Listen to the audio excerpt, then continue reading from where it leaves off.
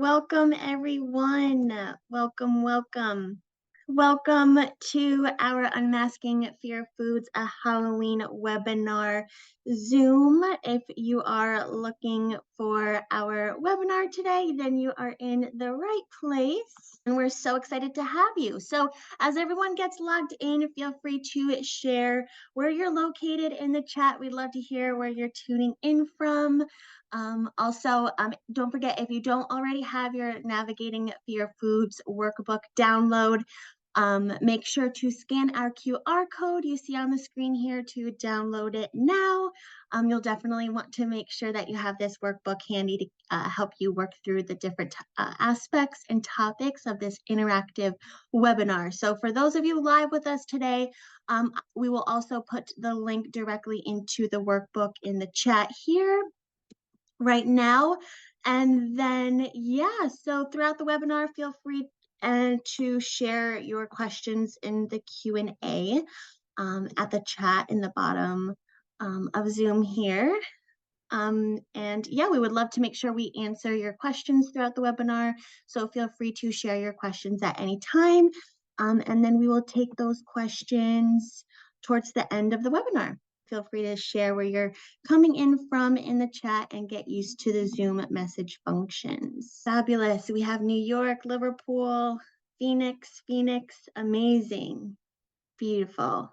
All right. Well, I know we're going to wait till about 12:05-ish just to make sure everyone has some time to pop in. So again, if you are looking for the Navigating Fear Foods workbook, our URL is inside the chat, so feel free to go ahead and download that now as you get logged in. All right, so I think we're ready to get started. It's looking like that time. So hello again, everyone. Again, welcome to this Balance webinar on Unmasking Fear Foods, a Halloween webinar. Thank you. Thank you always for taking the time to log on today. Just by tuning in, you are putting energy toward learning about yourself and getting the support you or someone else you know may need. So we are happy that to have you here with us today. My name is Amanda Young. I am an intake coordinator here at Balance, and I will be your moderator today. So just a little bit more about Balance. Balance is a premier eating disorder treatment center offering boutique outpatient treatment options using evidence-based practices to provide customized care that best fits you and your loved ones in recovery. And as we move through today's presentation, please feel free to share any thoughts, reactions inside the chat. If you have any questions, again, during the webinar, please submit them through the Q&A panel in the chat. And we will make sure to keep a lookout so your questions are answered along the way. Again, we also have some time set aside at the end for questions as well. And we just ask that when typing questions and comments in the chat, please send them to the host and panelist option so that we can keep any sensitive information private from others as always. All right, and as I mentioned, my name is Amanda Young. I use she, her pronouns, and I'm an intake coordinator here at Balance. I'm looking forward to this wonderful interactive webinar about pure foods. And next, I would like to introduce our presenter for today, Genevieve Prushinski, Balance's own registered dietitian. Genevieve uses she, her pronouns and is a registered dietitian at Balance with over 5 years of experience working across levels of eating disorder care, including residential, PHP, IOP, and outpatient. Genevieve utilizes a weight-inclusive, health at every size, anti-diet approach in her work with clients as they journey to make peace with food and their bodies and discover a healthy relationship with food. She finds a great joy in being a part of each client's road to food freedom, in which they break away from food rules and food judgments to embrace life fully. So thank you so much today for joining us, Genevieve. We are so very lucky to be here with you, and I will pass it right on over. Thank you so much, Amanda, for that lovely introduction. Super thrilled to be presenting on this topic. I think this is such a lovely topic for this time of year as we're kind of approaching the holiday season. So we'll be covering several things that hopefully will resonate for you, and give you a little bit of information, some tools and tips that hopefully you can carry with you through this holiday season. So the things that we want to focus on today, first we'll want to help you really identify your fear foods and your food anxieties and how they may impact your life. We'll debunk some food related myths that may keep you feeling anxious around food and really unpack this diet culture and wellness culture that we live in, and that their role in amplifying our stress and anxiety around food.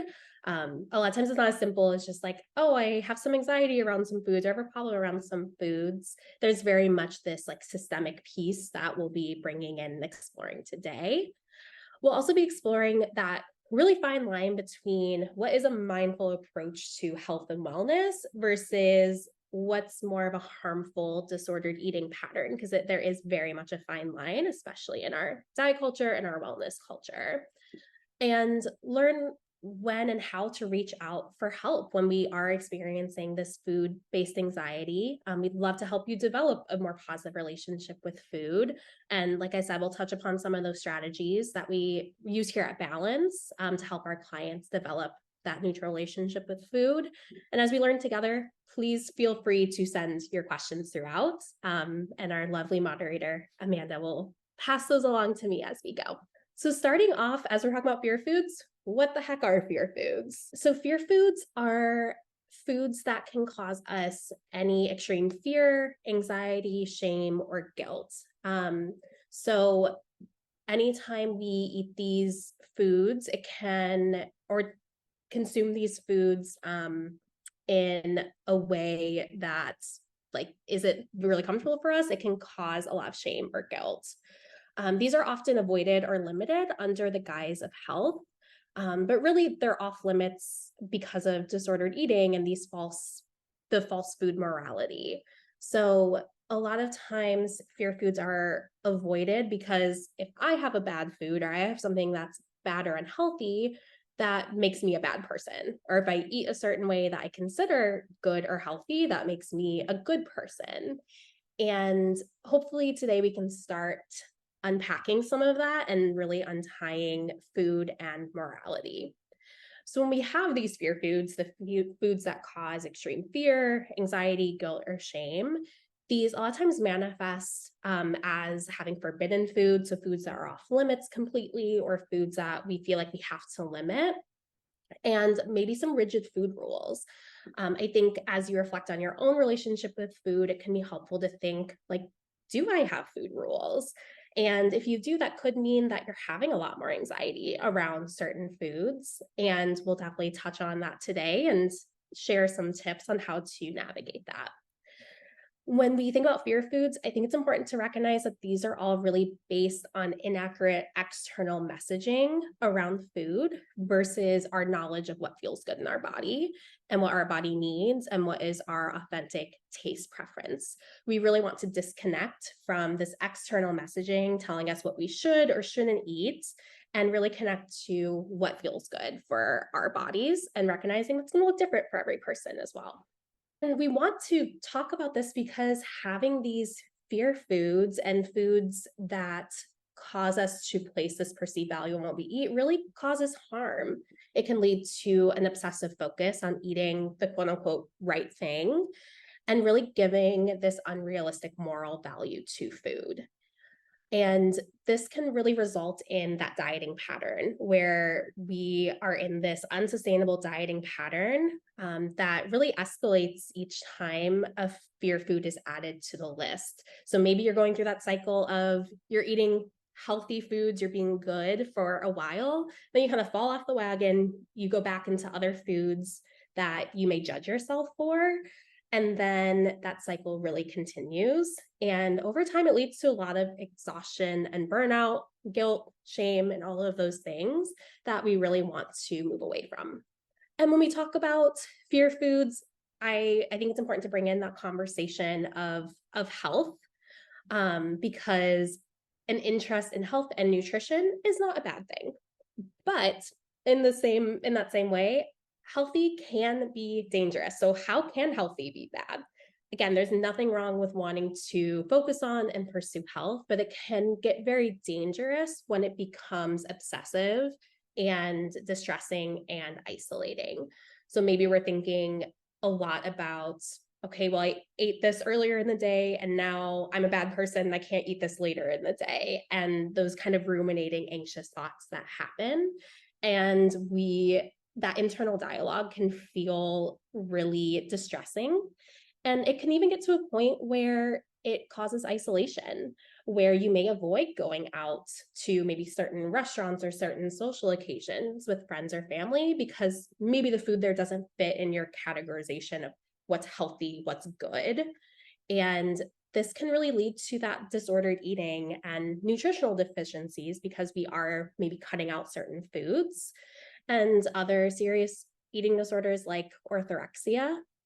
Orthorexia is a term that actually isn't diagnosed in the DSM-5, which is like the diagnostic manual for mental health disorders, including eating disorders. But it's so commonplace in our current culture that we do have a term for it. And it essentially is this extreme healthy, clean eating where I have to eat completely pure, I have to eat natural, I have to eat clean, I have to eat healthy, to the point where it's like so obsessive that it really takes over our life. And we'll definitely talk a little bit more about that.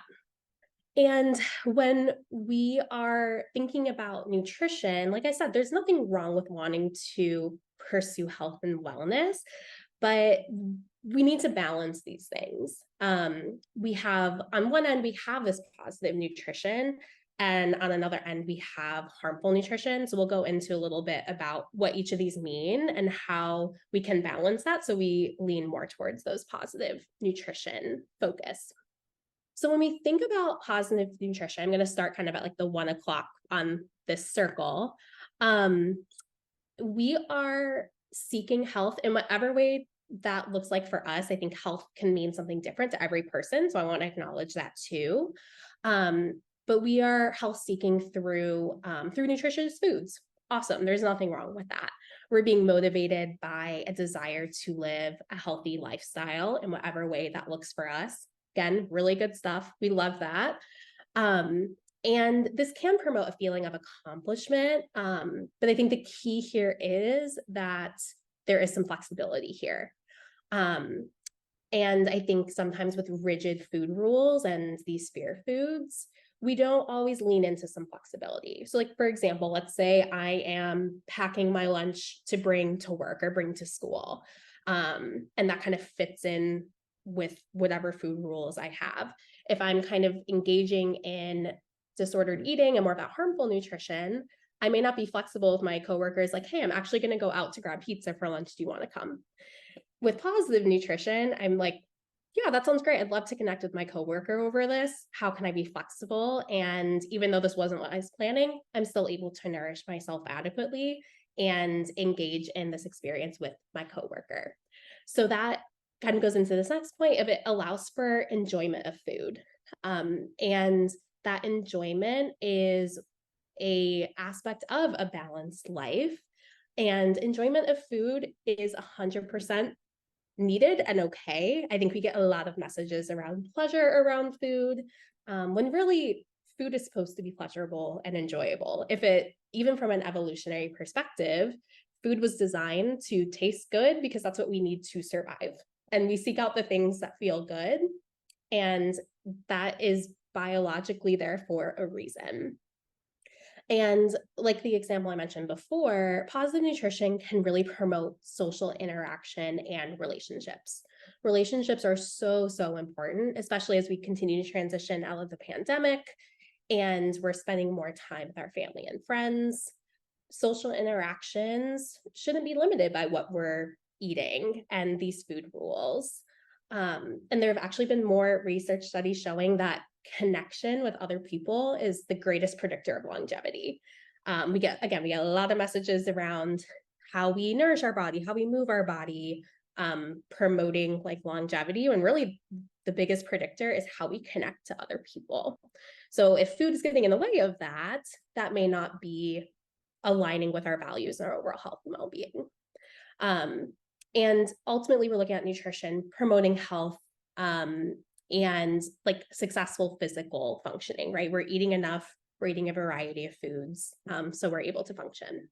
So, kind of on the flip side, we may have this harmful nutrition. So, again, kind of starting at that 1 o'clock on the circle, um, it is still coming from this health perspective, but ultimately it deteriorates and impairs functioning.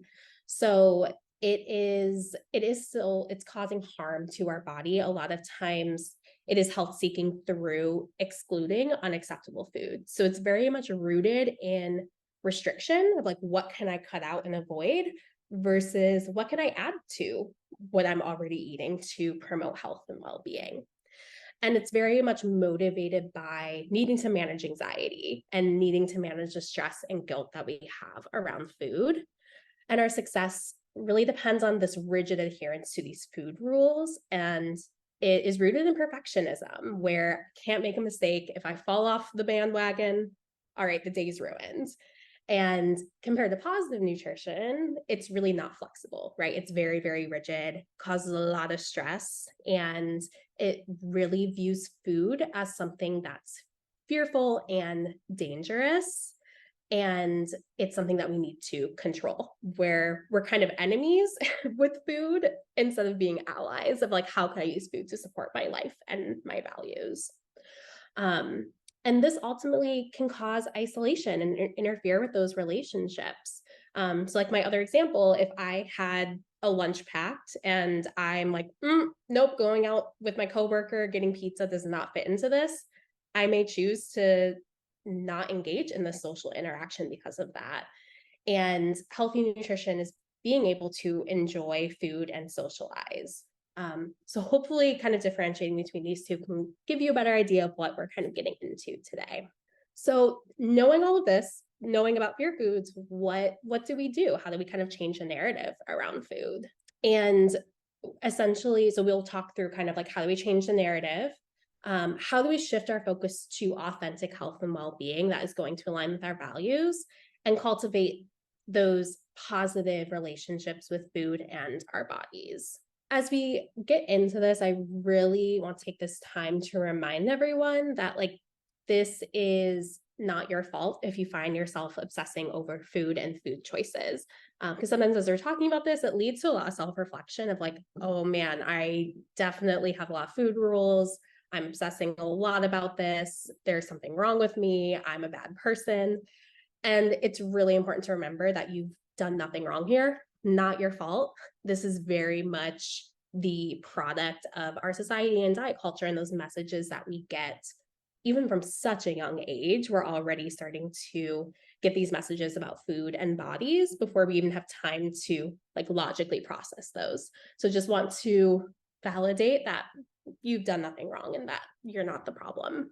It's really, like I said, it's kind of going back to our society and diet culture playing such a huge role in our beliefs about food and body size. So our society teaches us that our size and our shape really dictate our worth and our value. So maybe you got up and weighed yourself this morning, or when you were getting dressed, maybe your jeans are fitting a little differently. That can determine like, am I having a good or a bad day? Am I a good or a bad person based on that number that I saw today? And there is this constant pressure from our society to really follow these strict food rules and eat perfectly. And it's very unrealistic, especially as these food rules change. I think we kind of see these trends in our culture of like, okay, this food is bad. Oh, no, actually, now it's good. And this food is actually bad. So we see these trends change and it's really confusing. And it's like, how are we supposed to follow this when the rules constantly change too? And like we mentioned, like why we're doing this webinar now is that pressure really intensifies around the holidays. There are different family gatherings, there are holiday parties, we're spending the winter months inside, there are different seasonal foods, and that can lead to a lot of intense anxiety, especially if we're in an environment where people may be commenting on our bodies or commenting on our food choices. So hopefully we'll learn how to navigate that together today. And like I mentioned before, there's absolutely nothing wrong with wanting to pursue health and wellness in whatever way that looks like for you and what aligns with your authentic values. What we're noticing is that wellness culture falsely prescribes virtue and value to certain foods and ways of eating, and then shaming others. Our diet culture is very sneaky. We see a lot of talk in the media right now about like eating for wellness and health, and having like kind of this fear mongering around certain foods, like around maybe processed foods or non-plant based foods or non-organic foods. And previously, diet culture was very blatantly focused on like weight loss. And now it's like, oh, don't lose weight. You can, let's just focus on health instead. But it still is kind of this guise for weight loss. And there are still so many like food rules that are present in the wellness culture. Um, Hey, and Genevieve. Oh, I yeah, don't mean to interrupt you there no, that you're flow, good. but we have a really great question that came into the chat. How can I tell when social media and diet culture are telling me lies about the food? Oh, great question. So when we do get messages around the food, I always, first of all, just ask people to be curious. Be curious, like, where did this message come from? Like, is this coming from an influencer? Is this coming from a like a weight loss dietitian or a doctor who may not have the full picture of like a health every size approach? And I think that's where like support from professionals who do have like a health every size background, intuitive eating background can be really helpful, because our the messages we get are very hard to tease apart, like what's true and what's not. Um, and I think also asking like, is this harmful or helpful to me? Right? Is like, even if the information was accurate, let's say it was, I most of it is not, but let's say it was, just because it is accurate doesn't mean it's going to align with your life and your values. And it's like, is this going to help or harm my relationship with food by believing in this? But definitely getting back to the source. For anyone who is really sciencey, I always love like trying to get back to even like what was the scientific journal article that like said that these things are true, which like we're not trained on how to critically evaluate research, which again is why it can be really helpful to have like a eating disorder dietitian, because I personally love research and science. So I love going through these articles and determining like what was the method, how big was the study, when was this done, what were the limitations. But I think really getting curious and a little bit of a critical eye can be really helpful. Yeah.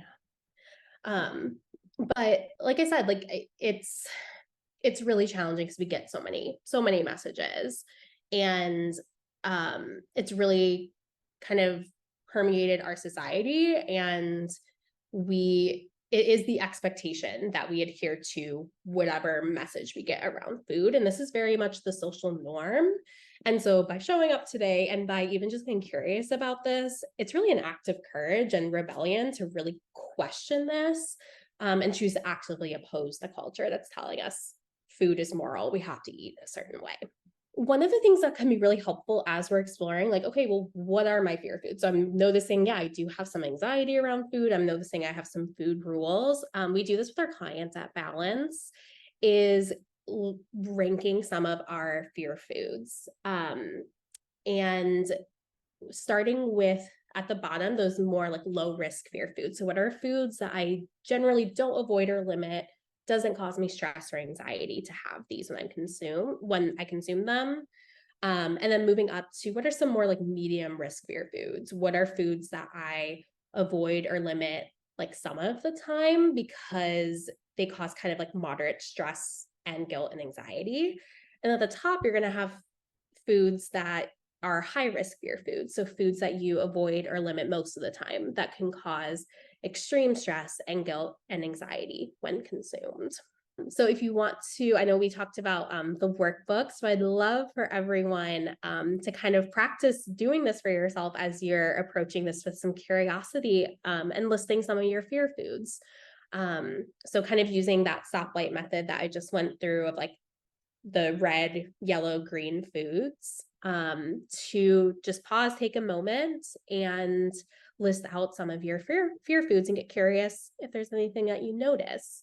Definitely feel free to share your thoughts in the chat, but we'll just take a couple of minutes to pause and allow you to reflect and complete this activity.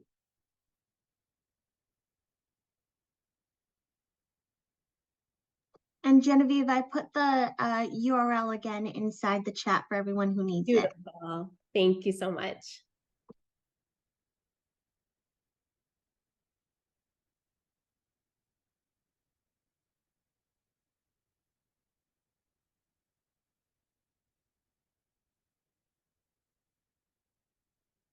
About another minute for people to complete this activity. Again, if there are any things that come up for you, or any patterns that you notice, definitely put those in the chat.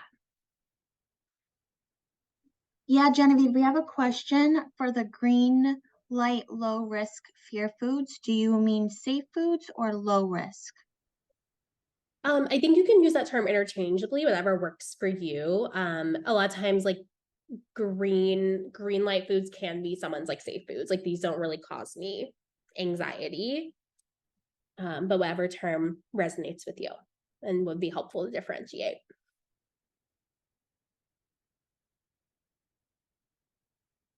And Genevieve, another question in the chat. What if I feel like they change every day?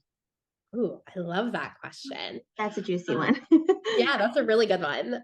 First of all, love the insight there where it's like, wait a second, this is not consistent. What happens?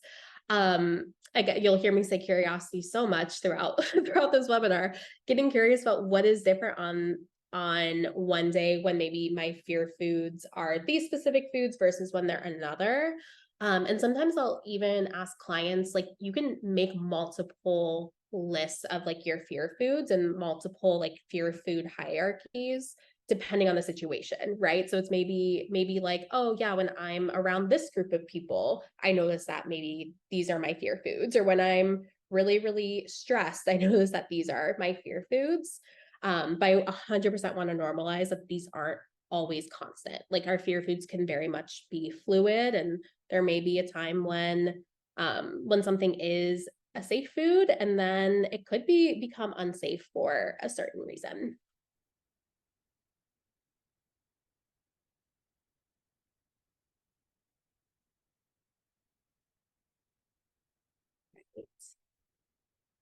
All right. If anyone else has any thoughts, insights, questions, definitely drop those in the chat.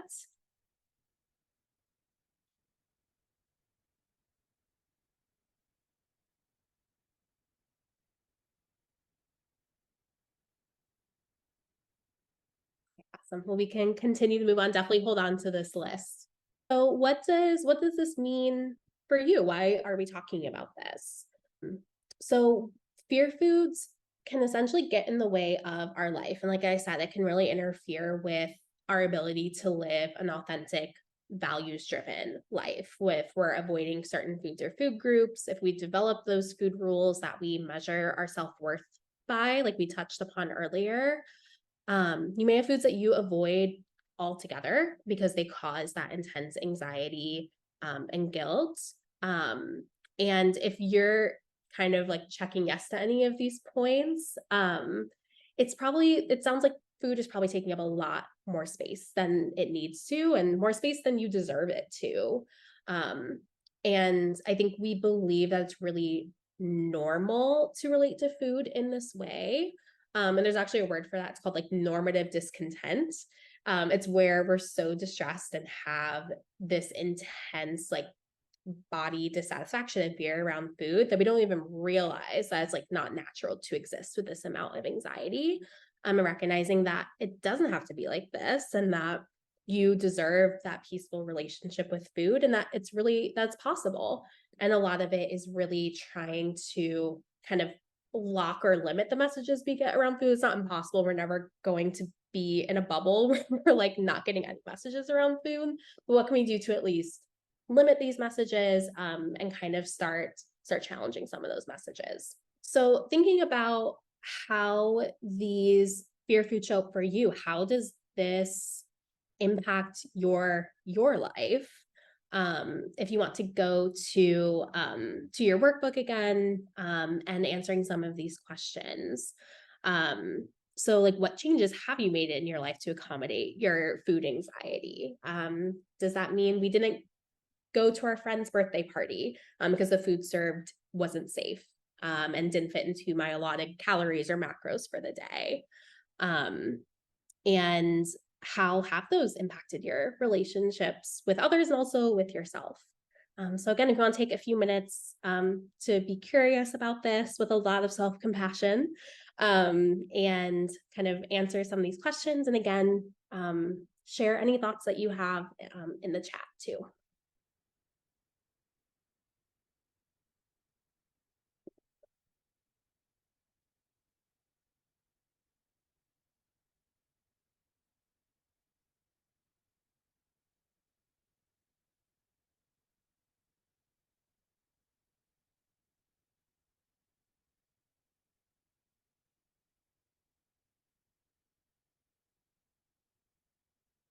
Take just about another minute to reflect on this. Again, anything that you'd like to share in the chat, feel free.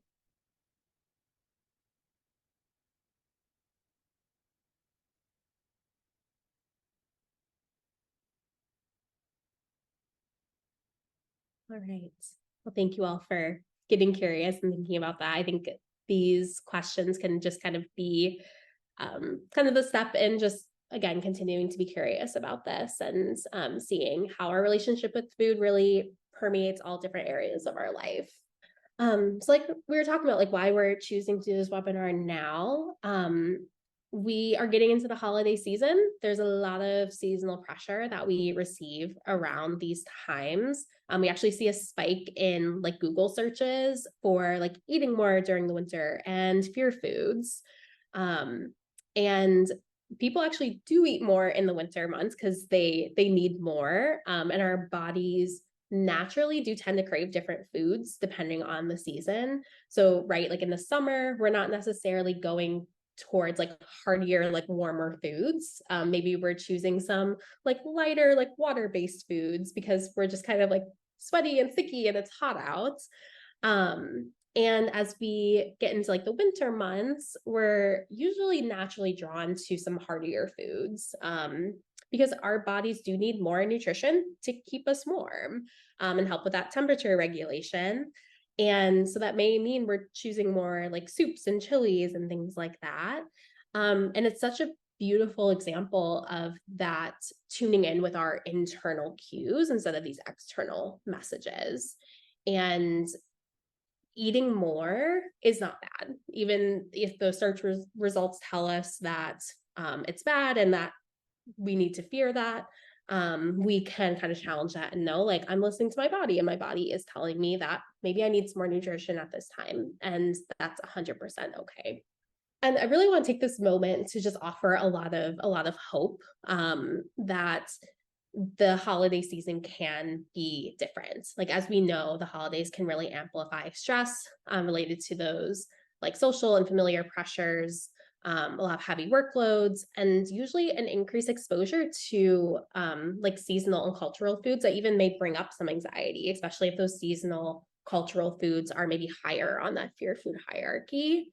And knowing that we can stop this pattern of stress and fear before it starts or escalates. And that's what we want to continue to talk about for the rest of this webinar, is really giving you some of those tips and tricks to start challenging some of those fear foods and stop that stress and fear that comes up around this time of year. So as we're challenging this, right, we don't have to jump on like the no candy on Halloween or the new year, new you bandwagon.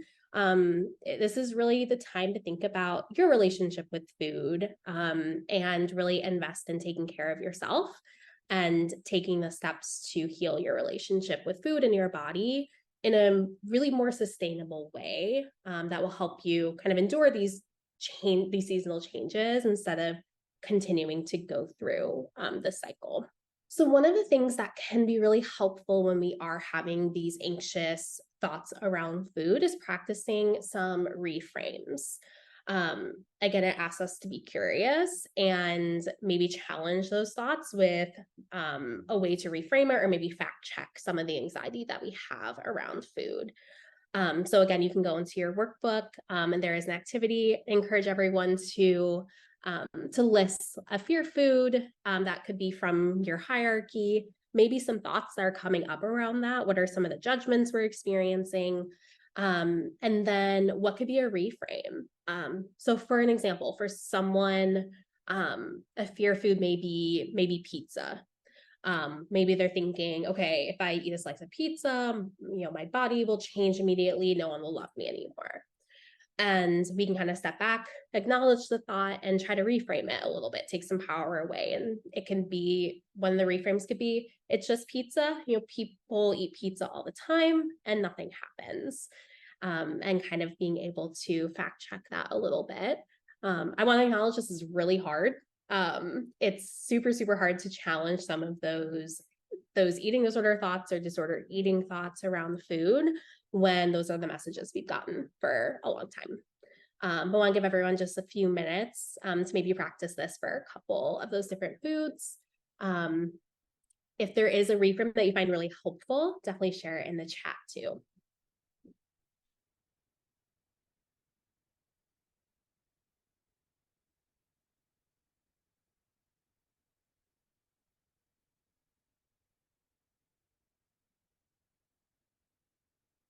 About another minute or so. Again, if anything is coming up for anyone, or if they want more examples, happy to provide some more examples too.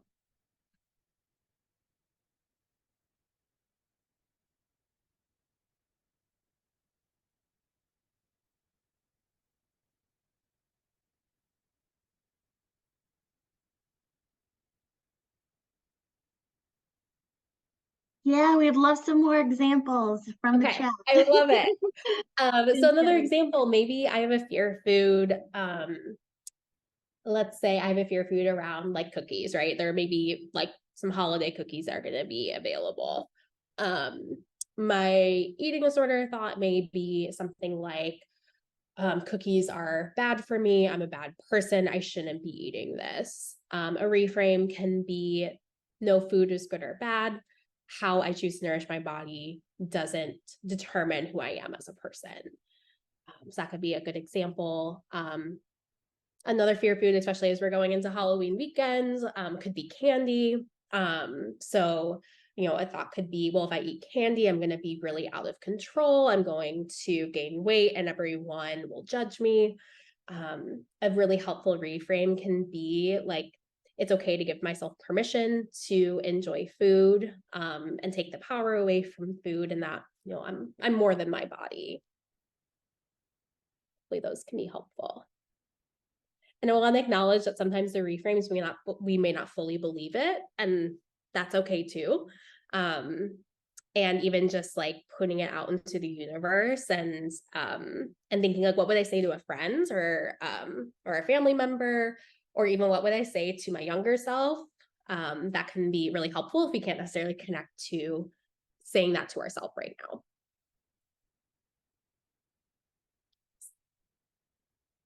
Alrighty. Well, definitely hang on to those. I think it's helpful to have a couple like go-to reframes when we do notice some of those food judgments come up. We're kind of able to have those in our back pocket.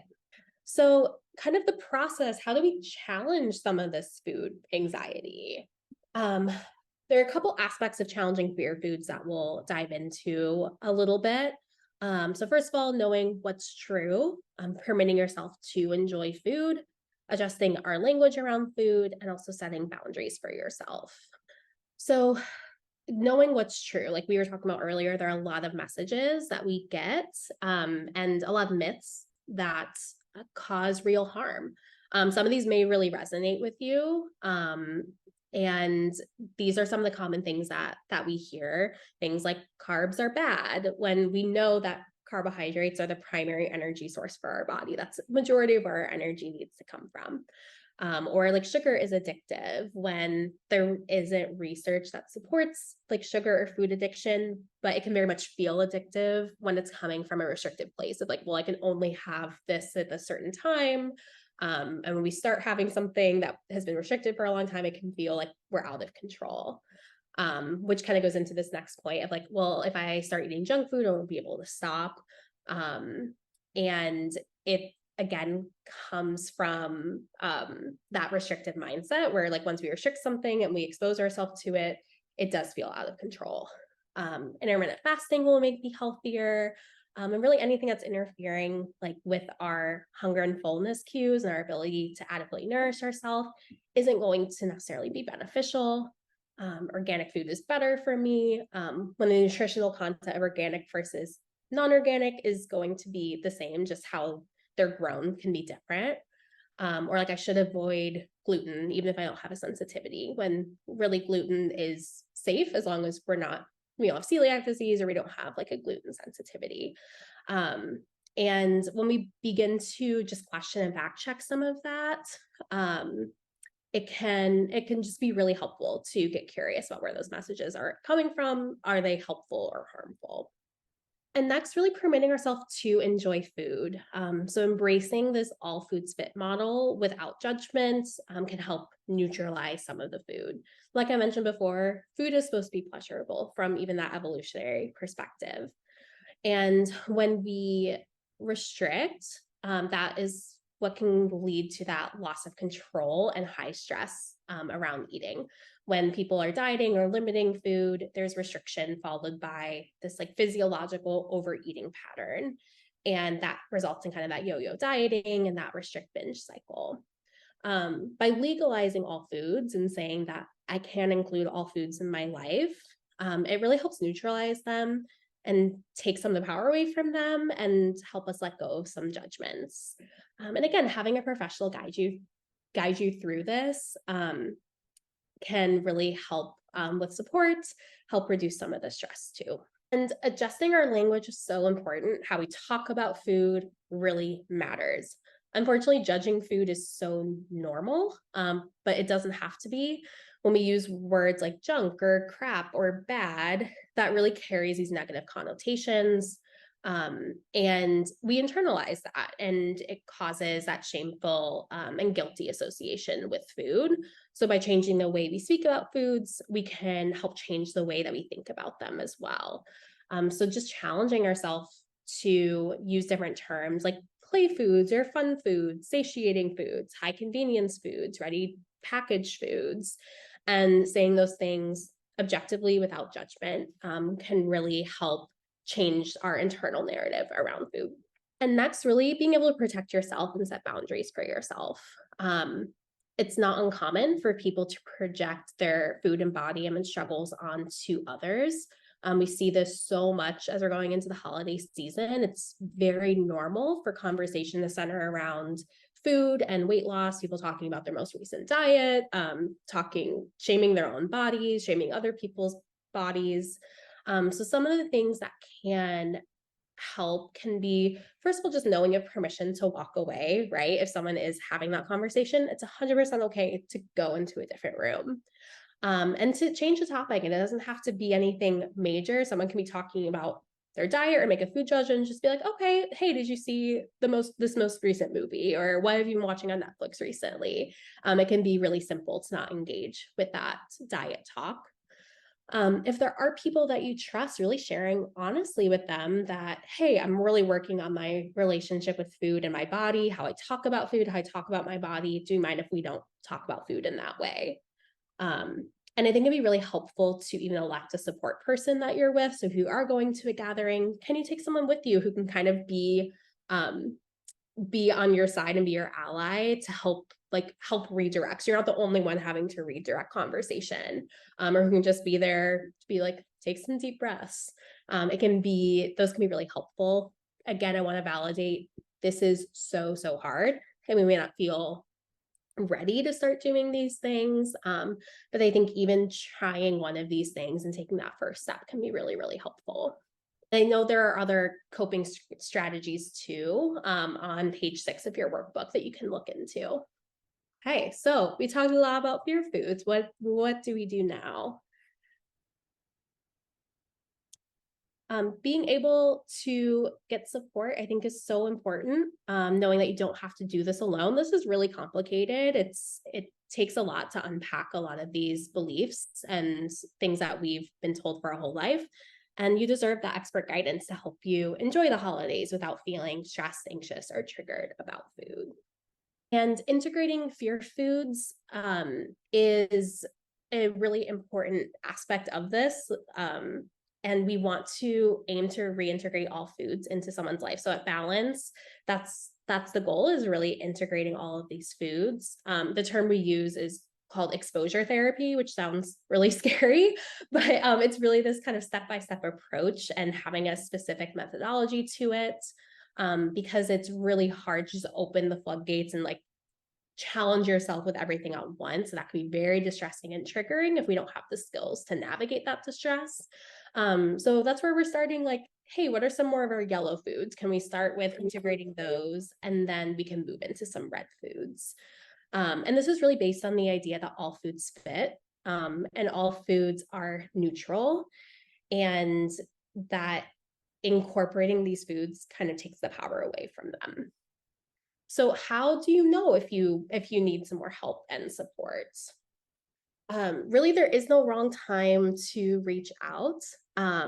If any of this information from today resonates with you, just know that you are worthy and support. I think one of the things that can be helpful to reflect on is if you feel like your relationship with food has interfered with your life or your health or your relationships, that can be a good sign that, hey, maybe I need some support.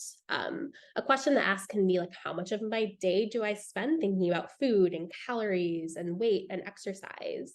I feel like for a lot of our clients, we're seeing that I'd say 50% or more, sometimes over 100%. So I feel like some people will even can dream about food and weight and exercise. Um, that's how much time is spent thinking about these things. And when we think about the bandwidth we have each day to deal with life and relationships and school and hobbies, for 50% or more of that to be taken up by food, that can be really distressing, and that can be a lot. And knowing that you deserve more than that too. I'm going to pass it back over to Amanda to go through some more resources. Absolutely. Thank you so much, Genevieve, seriously, for this presentation, and identifying and overcoming those fear foods. So thank you again, Genevieve. But I want to take a moment really quick to share some resources that can definitely help you all during this spooky season and definitely beyond. So first, we have some amazing resources available to you from Balance, our blog here, our workbooks, our Instagram account. All these resources are made with you in mind, to help you along your path to recovery. And there are also some really great resources for loved ones as well. On Instagram, you can also follow our sister companies, Redefine Wellness and Mulaney Rogers Nutrition, at the handles that you see on your screen here. And then we also have our the National Eating Disorders Association listed as well, another educational resource to help raise awareness about all kinds of eating disorders, along with different aspects of recovery. And then lastly, we have the Alliance for Eating Disorders, that also has a wide variety of resources available, as well as support groups and guidance in seeking care that best suits your needs. So yeah, and then additionally, we have page 9 in your workbook for some additional resources as well. Well, now, yeah, let's take some time to answer some questions. We might not have some time for everyone, but we'll get as close as we can. I know we're coming up on our 1 hour mark, but yeah, let's take a look at the chat here.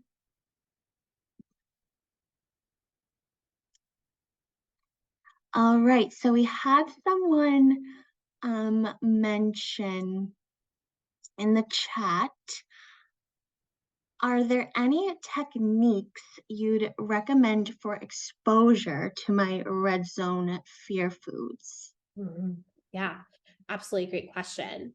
So I think having when you are intentionally going to challenge those foods, kind of having a cope ahead plan, like knowing this is going to be distressing. There's no way around it. I think part of exposure therapy is knowing that we are going to have to sit with uncomfortable emotions. I always recommend like having your list of coping skills readily available, knowing that your coping skills are not going to take away anxiety completely, but hopefully it'll bring it down to a more manageable level. And then being able to do whatever exposure you're doing in a safe environment. So is it helpful to do it with a member of your treatment team? Is it helpful to do it in more of a social environment where you're able to go out with friends or family? And then having a structured plan for the rest of the day, knowing that maybe distress will be high, maybe some eating disorder urges will be high. Can we have some structure of like, I'm going to go plan to see this movie right afterwards, and that can provide some distraction. So just making sure we're kind of coping ahead and knowing that it's going to be distressing. I think that can be a really helpful technique.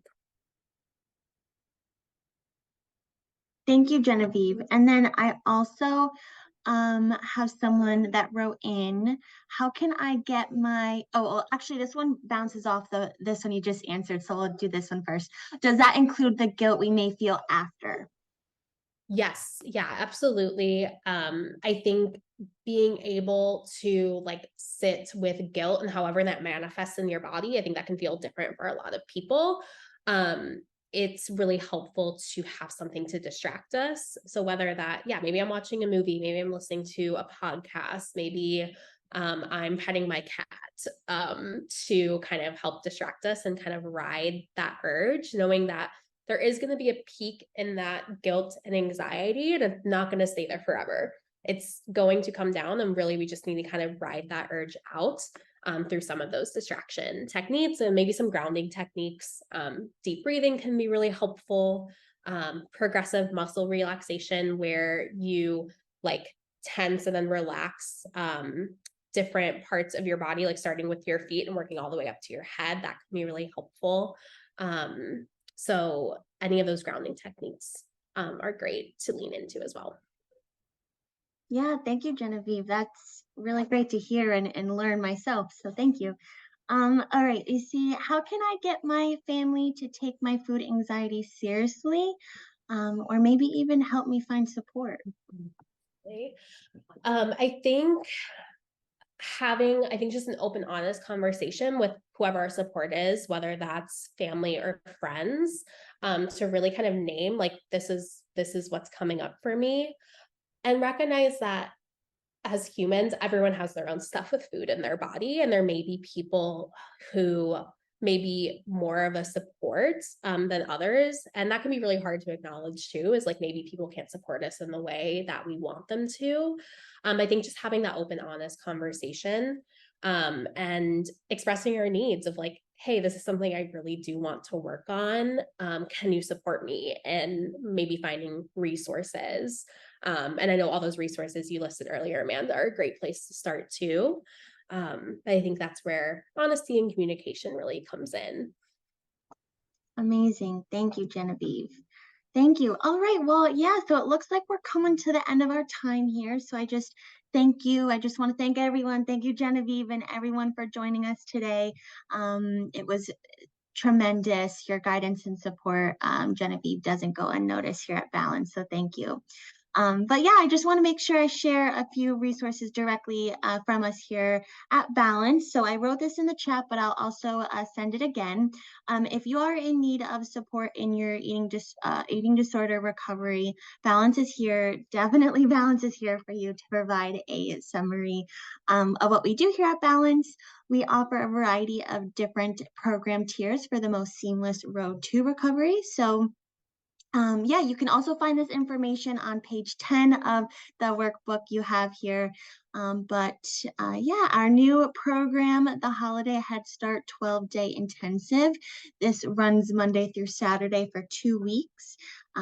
Concentrated, effective treatment to jumpstart your recovery before the holiday season. So this is in full swing. It's a limited time opportunity, so definitely reach out today so you don't miss that chance. And then some other balanced treatment options also include our day program known as PHP, or our weekday or evening IOP, intensive outpatient program. We also have a Saturday program, of course. We also have our groups and individual services for one-on-one support.